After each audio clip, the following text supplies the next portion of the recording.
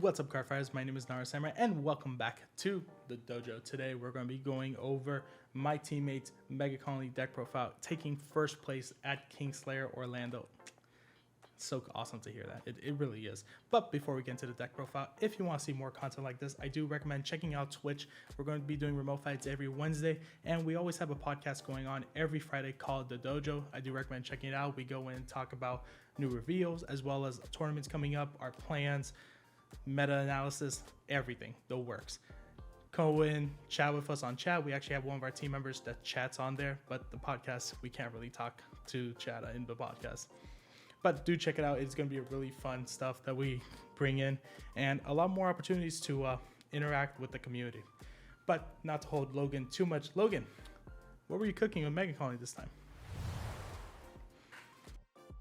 Yo, what is up, guys? I just got back from KSC playing one of my favorite clans, right next to Chaos and Link Choker and all that fun stuff.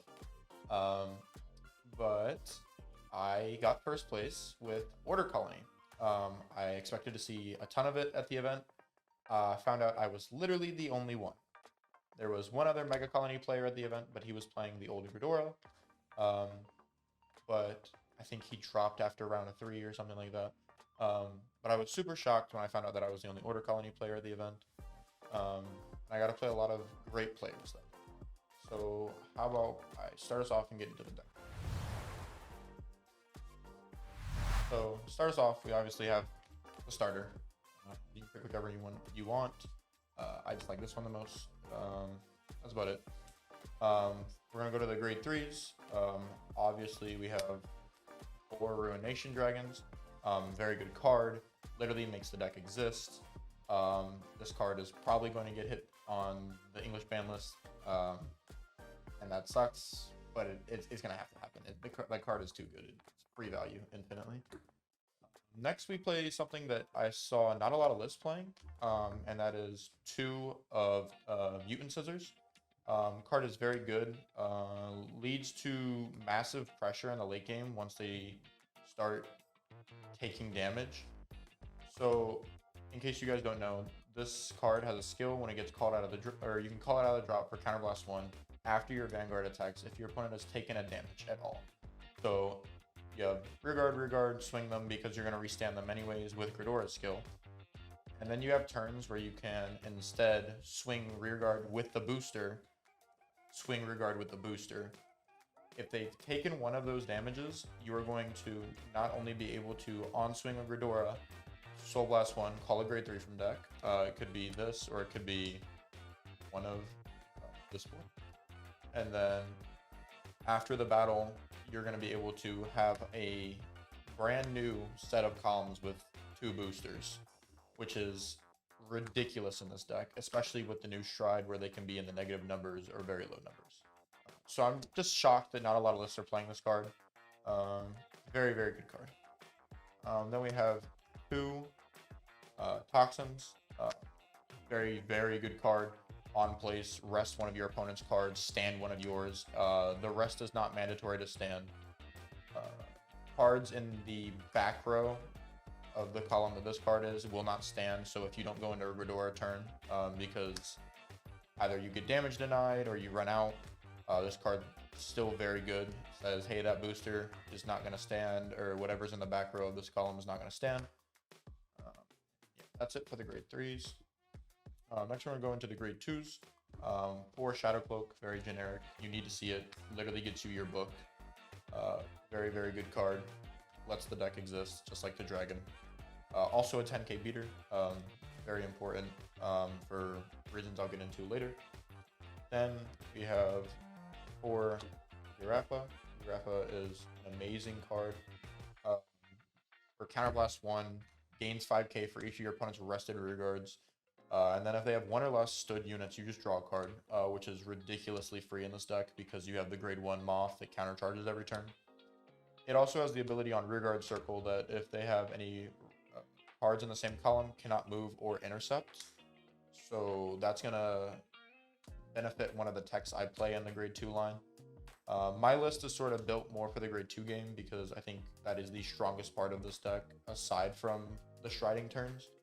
is saying, hey, I'm able to sit on grade 2 and make you have to ride up against me. And that way, I'm going to guarantee that I get first stride with Gridora. So that's just sort of how I have the deck built. Works very well, very, very well in my opinion. Into the new card of the deck that I am in love with. 2 copies of Maple. This card is ridiculous in this deck. It's literally free every single turn when you stride. So you stride Gridora, call this. Or with the dragon, when you ride the dragon, if this is in your drop zone, since it's your turn, you get to activate the order of skills you want in your order. So you can call this first, then you can activate the book to give it 10k and draw 3 cards, which is ridiculous. Also free, literally free soul for the new stride, because the new stride makes you push a card to soul. So you just stride Gridora, call this to rear even if you don't need it, then use the new stride, tuck it to soul, and then soul blast it back out with Gridora. It is absolutely insane and the most free card that came out of the new set for this deck. It's also a 10k beat stick, very relevant for, like I said, I like to sit on grade 2 for a while, if I can. The only decks that, in my opinion, can check this deck's grade 2 game is Spikes. Luard and Jewel Knights have very good grade 2 games, but I mean, in top 4, I literally played against Luard and grade 2 gamed them the entire game. They rode up into Seabreeze, didn't kill me. Then in the finals, I went against Jewel Knights, rode up when I needed to, or it was more of I rode up when I needed to. I didn't let them have CB if I could afford it. I made them use all their CB to make a strong grade 2 turn. And then I rode up and was like, all right, you're not going to have any damage. I'm going to have a hand. You get to ride Crystal Luster. I don't care. You can extend very minimally. So that's just a very strong card. And then the 1-up grade 2 that I play, red, is on place for Vanguard or Rearguard Circle. Counterblast 1, Cradle something. Very, very, very good card when combined with Girafa. So Girafa on Rearguard says you can't intercept their move. So if you Cradle something in that column on grade 2 turn, and then Girafa, that card is stuck there permanently with a Cradle, and the most they can do is give it a booster. But they're more than likely just going to call over it. So if they call over it, you get to go search for the grade that the card was, which will more than likely be a 2, which is just amazing. If it's a grade 1, that's perfectly fine. It's literally just free. It's either, hey, you don't have a column now, or you're going to let me go find advantage. Getting into the grade 1s, we play 4 Little Dorcas.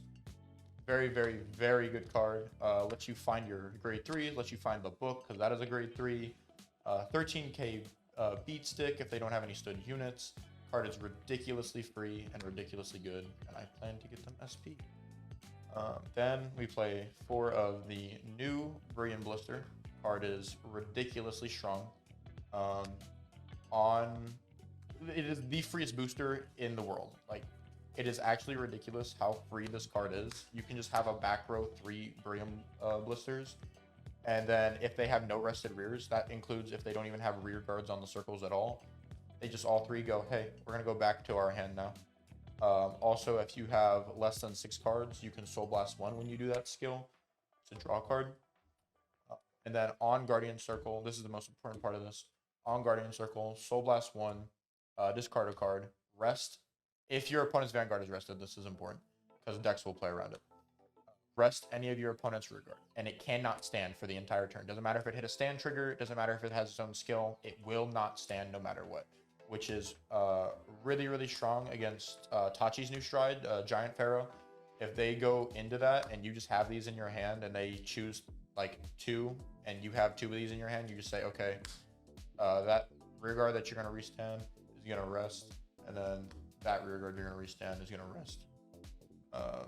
So it is insanely strong, insanely good card. Then we play 3 Cute Gentleman Moth. He got the girlfriend that he always wanted. He got Maple, love duo. It's great. This card, literally the freest countercharger on the planet. Literally just says, hey, rest it, put a normal unit back into on the bottom of your deck, countercharge, choose something your opponent has, and it cannot intercept. and it counts as a grade 3 in Deck and Soul, which means you can find it off of Dorcas, which is absolutely insane that you can search a counter charger off of a grade 1 that you get early in the game, or it's just a ridiculous beat stick. Love, love, love this card. Very, very good. And then this is something that my list differs in is orders. These are the only 2 orders we play. 2 books. I don't play Veil. I don't play the Unlock order. I don't play any of that. Veil is neat for OTT, but why do we need it? We don't lose to Ishii Tom. We just don't. If they swing Ichi first, we say, okay, cool. I can still guard with normal units. I'm going to Brilliant Blister your Tom, and then you no longer have that column. So if they swing Tom first, you're like, okay, it doesn't have a crit or anything. I'll just take it. So Lyrical Veil is literally not needed at all. And then we don't need the Unlock order. Just play. So before, I used to think LJ was a really bad matchup. Both variants, Messiahs or Chaos. Now with the new Stride, Messiahs is pretty free as long as you get there. The new Stride, since they unlock Stood, just lets you blow up Vocal Goad every turn, and they can't compete. Either they're not gonna Stride or they're gonna Stride and not get Vocal Goad back for free every turn. So just 2 book. All the lists I play 1 are greedy as hell. I have had so many games where I damage the book, and then if I'm like, thank God I played 2, because if I played 1, it's there, I'm going to lose the game. Then we're going to get to the grade 0s. We play 1 Bikun because we hate restanding decks. We can rest rear guards, not vanguards. Well, we sort of can, but not mid-turn. So Neburos, the new Shadow Stride, DP, any of that, we just go, no, I'm good. DP can't Sentinel burst this because it doesn't count as a Sentinel. So very, very, very good against Sentinel. Against DP. Very, very good one.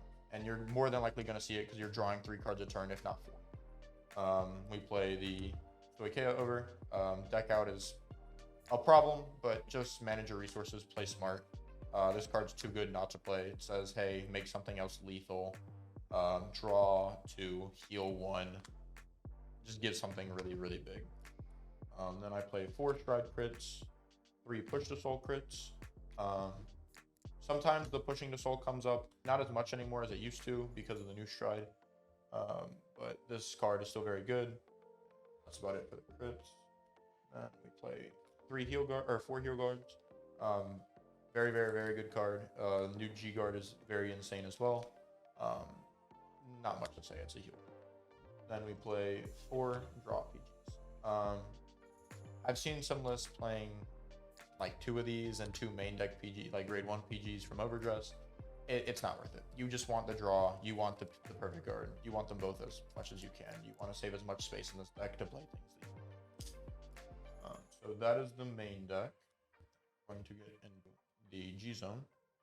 So you play 4 Gradoras, mandatory, Clan's best stride, Clan's best stride for forever. Clan's only stride, some would say. It's absolutely nuts.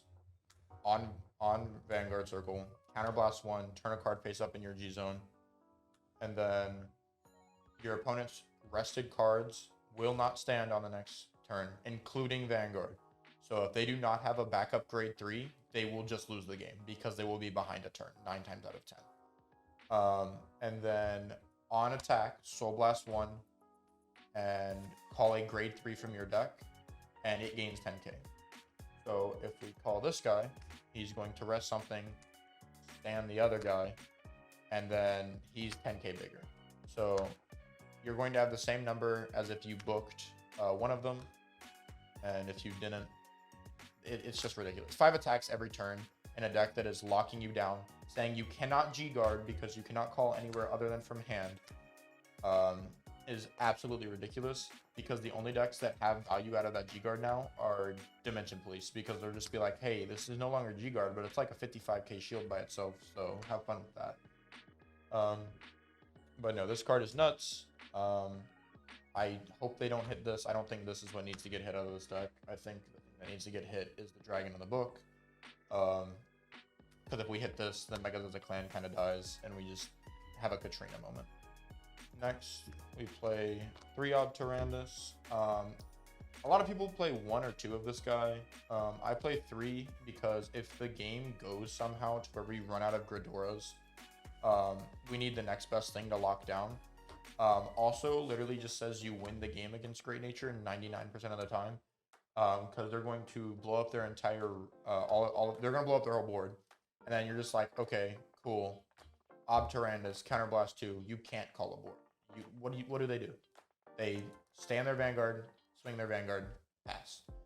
Maybe Stride, but like that's all they can do. They just can't call, period. Absolutely nuts against Great Nature, just says you win the game. Then next, I play 2 of the new Stride. I don't think you need 4, and I definitely disagree with 1 because this affects stackable. I could see argument for 3, take out an Ob Tyrannus and play a 3rd one. I could understand that. But so the new Stride is ridiculous. For some reason, this was not a Murakumo card because I don't know why. It's negging power or just blowing up advantage. So it says on Vanguard Circle or in the G Zone face up, you can pay this card's cost. So if it's on the Vanguard Circle, instead of Counterblast 1, the cost becomes choose a card in your G Zone, flip it face up. So we now have a damage denied Stride. Megas before, all of their Strides needed a Counterblast, or at least all the ones that are relevant. We now no longer have that problem, and we can just go into this and then either blow up stuff and get free and then countercharge for free, or we can neg their Vanguard 10k, which is insanely strong. So like I said, this card is in the G Zone face up or on the Vanguard Circle. Counterblast 1, tuck a rear to soul, aka Maple, because that card comes out for free every turn. And then choose one of your opponent's standing. You choose. This is very important. You choose one of your opponent's standing rear guards and blow it up, not destroy it. And then you countercharge. If a card was retired this way, you countercharge 1, draw a card. So it literally pays for its cost because you tuck something to soul and you drew to replace that card, and then the counterblast was replaced with a countercharge. If you did not retire anything though, so all their stuff's rested, you instead make their Vanguard lose 10k, which is ridiculous when you do it twice. And to 4 stacks, you're saying, hey, you're -7 to my like 30k columns that are gonna swing twice, which is insane. Also kind of ensures that the clan's getting hit, because there's no way that they printed a card this good and is not getting hit. Then next we play the 1-ofs. We play 1 Overwhelm. We just need flip fodder, and also it's good into Overlord where they just don't care about rear guards in general. So we need to penalize them for saying they don't care. Then we play 1 Seabreeze for the mirror. In the mirror, whoever rides up first loses the game 99% of the time, unless they're riding in a Seabreeze. So in the mirror, whoever rides up first just loses because the other player is going to go into Gridora, and then they're going to get 5 attacks, and the player who rode up first will never get those 5 attacks. It doesn't, they will not. Unless you guys both run out of Gridoras, they will never get the 5 attacks. So this card is ridiculously strong. Also for just other grade 2 decks, if they stay on grade 2 the whole game, you're just like, all right, you're at 5 damage. I'm going to just ride up because I don't care and kill you. That's it for the Strides. Now we're going to go into the G guards. I'm playing 2 Morphasion. After playing this weekend, I'm going to cut one of these to the new G guard. I was worried about running out of soul, but with the new Stride, I literally didn't run out of soul the entire event.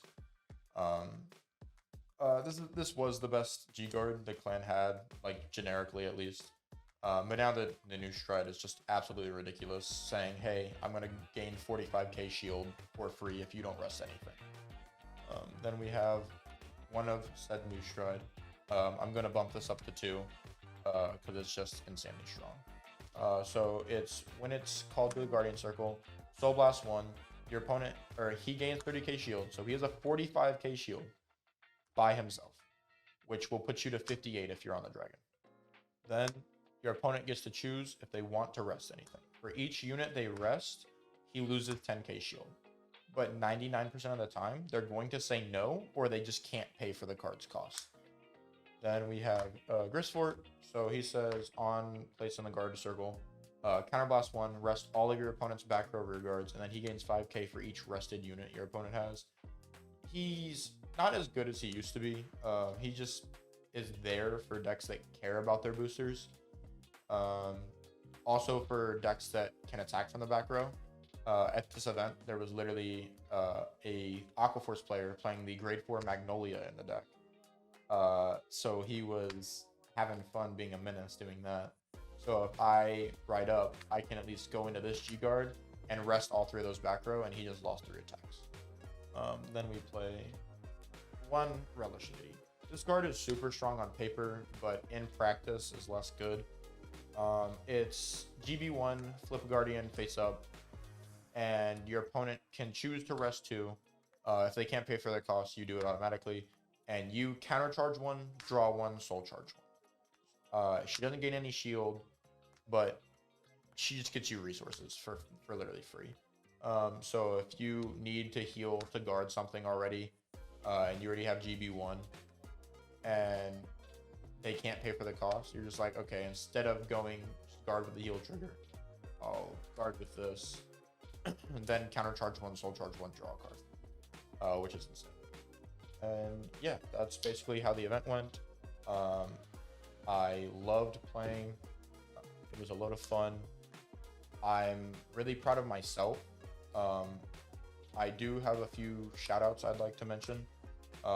One, shout out to Marshall. He was the motivation for me to do so well that day.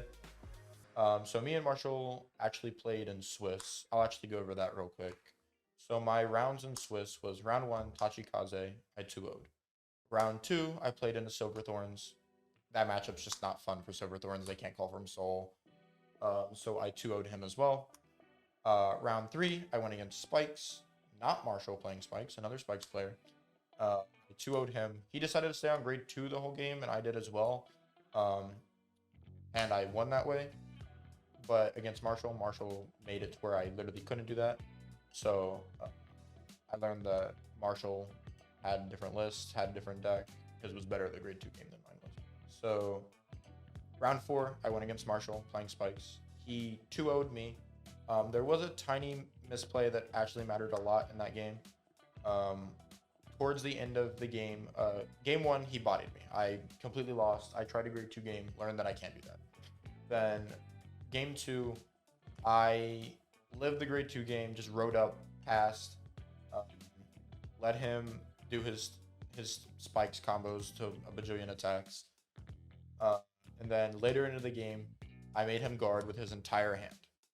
He had no cards. All of his stuff was rested because he was under Ghidorah. He top decked the Stride Fodder, went into Ace. Ace is the one that lets them draw for each card face up in the G zone. Throughout that turn, I would have lived, but we both forgot about Ghidorah, so please remember Ghidorah's effects. I forgot that he cannot call from deck, and I lost. We picked up the cards before I thought about it, so I was like, I'm not going to do anything. I'm not going to issue a game loss or a warning or anything like that, because it was on me. It was my card, my effect. So please remember Ghidorah. It's very good. Then round 5, I played against my teammate, actually, Anderson Williams on stream. I kind of sacked Anderson extremely hard. So game 1, he just never had pieces. I always got cards out of his hand. He never had the stand trigger to Tuck to Soul because my numbers were so big because of the new Stride. And then game 2, he whiffed grade 2 G assist. So I also hit over trigger that game, and he did not have the PG for that. So it was I hit he PG'd Ghidorah, and then I went blank crit, gave everything to Shadow Cloak on the rear. Then I went over, gave everything to Shadow Cloak on the rear. He did not have a PG for that, and he went to 5. So the game just dwindled from there. I think he had like 2 turns where he went Excalibur 1 turn and Unibird another turn, and I just didn't care because he never had the push to Soul PG. And on the Excalibur restand, I just let him hit me for the 2 damage, and he gave me the damage I needed to just make him go -20 and for me to have Gridora skill at the same time. So he just never had the shield and he couldn't live that turn. Then round 6, I played my friend Heart Ali. Every single Kingslayer event, me and Ali play each other. It always happens. It's almost always the last round. And then I 2-0'd him. That's when I learned that Messiahs was a good matchup, because since their stuff unlocks, you get to use the new stride. So you unlock their stood, obviously. So you go Vocal Goid stood. So you just say, okay, it'd be really bad for you if I blew it up for free. And yeah, Hard Ali learned that it was really bad for him if I blew it up for free. Then we went to top 16. Top 16, we decided to play it out. I played against Zach. Zach was playing Tachikaze. He got the first game on me. His over was still in his like 9-card deck on the second Neburo swing. So I was like, well, if he hits over trigger, I'm dead anyways. So I was at 3. I was gonna hope he didn't hit crit, and he hit crit, and I lost. So it happens. Game 2, he went into Giant Pharaoh because he had not a lot of playtesting in the matchup, and I just said, Brilliant Blister, rest them. And then he lost the following turn on the crackback. And then game 3, I was a sack again, hit my over trigger, and he just couldn't keep up. He was at like -8 because I had both the strides face up. So there's nothing he can do. He played really well for not knowing the matchup that well, aside from the Giant Pharaoh turn, but props to him. Then we went to top 8. Everyone aside from one person was willing to split, by the way, me included. So it's really funny that this happened. So top 8, someone else says played out. Then me and Marshall go on stream. So I'm getting my run back, my salty run back, my 1v1. And I 2-0'd Marshall on stream. Game 1, he majorly misplayed, but it happens. Game 2, I just sort of had control the entire game. So in that matchup, do not give them damage. Just don't. You're a deck that can afford not to give them damage. You're going to draw 3 when you ride. Just don't give them damage. Because if he had a damage, he's getting, instead of 5 attacks or 6 attacks, he's getting like 12 attacks. It literally doubles his number of attacks, and it's going to make you pressure or lose cards out of hand. Then top 4 happens. Everyone wanted to split, aside from me. I said, we've already gone this far. I beat the undefeated, which was Marshall. Marshall was undefeated through Swiss. Super proud of him. He got to play spikes and show everybody what it's made of with the new stride. So after that, it became more of a let's win this for Marshall sort of motivation for me. Top 4, I played against Luard. He tried to grade 2 game me the entire game until he rode up into Seabreeze, and both games he rode up into Seabreeze and didn't kill me either turn, so I just killed him on the crackback. Those games are super grindy, just with the PG where he can put 1 in hand, put 1 on the bottom. Really, really strong. Gives him free PGs, so it happens. And then I 2-0'd him, and then we went into finals. It was me versus Eric Zarita playing Jewel Knights. Game 1, he goes all out on a grade 2 turn, because I was grade 2 gaming for a little while. He goes all out on a grade 2 turn, uses both of his counterblasts to sword me Christine, call Ashley, and he left a rear guard for me to swing at. So I was like, okay, this is my turn. Rode up, called Maple out so that I have a free interceptor, because I wasn't planning on swinging with her. Swung at the rear guard. So now he has a Crystal Luster turn with 0 counterblast. So I'm like, okay, instead of like 12 to 15 attacks, because Jewel Knights is ridiculous, I now only have to deal with like 6. So very happy with that. And then I just sort of took over the game from there. It didn't matter. He couldn't guard ever. His hand was very low because he was committing to the grade 2 board. And that was game 1. Game 2, we had the misfortune of he sacked me. He hit a few crit triggers here and there. So I got the very high damage very early. And he also had a Crystal Lesser turn where Garter Strike 3 was active, and I misplayed, otherwise I would have lived. I had a Brilliant Blister in the back row, and all of his units were rested that I did not get to hand, and I did not notice it until it was already his turn. So I wasn't gonna be like, hey, can I take that back? Because it literally mattered. It made the 9th card in my hand. And then game 3, we're getting close to winning or to losing, and I check. It was my first Redora turn, and I check over trigger, draw PG, draw PG. So I drew like 5 cards off of drive checks, plus the 2 from the draw PGs. Then we drew 3 from riding with the book. Like my hand was like I think my hand was like 19 cards before I passed to him, and he was at 5 and I was at like 2. So I just out advantaged him that game. After that turn, he just picked up his cards. He was like, "Nah, you got it, man." He had like 3 cards in hand, and all of his stuff was rested. He rewrote a Heal Guardian, so that's saying something. But yeah, so those were my rounds. Like I said, shout out to Marshall. Biggest motivation for me to play this weekend after I lost to him, and then beat him. Fun fact, I was the only person all day to live his first stride turn. Multiple times.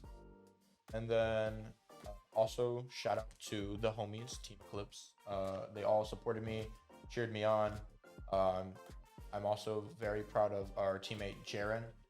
You guys will see his deck profile later on. This was his first big event, and he got top 16 playing the deck he loves, Jewel Knights.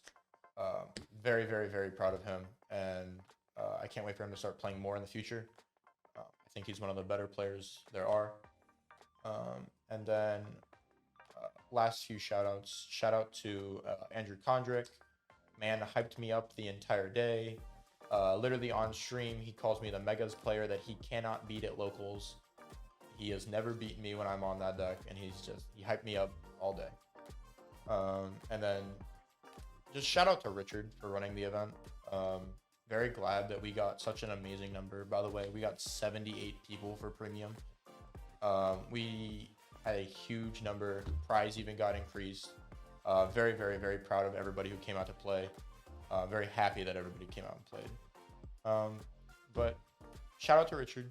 Love you, man. Glad you're doing the events for us. We're finally increasing premium to the bigger format, hopefully over Overdress. But yeah, that's going to do it for the deck profile, guys. Thanks for coming around, and we'll see you next time. Peace.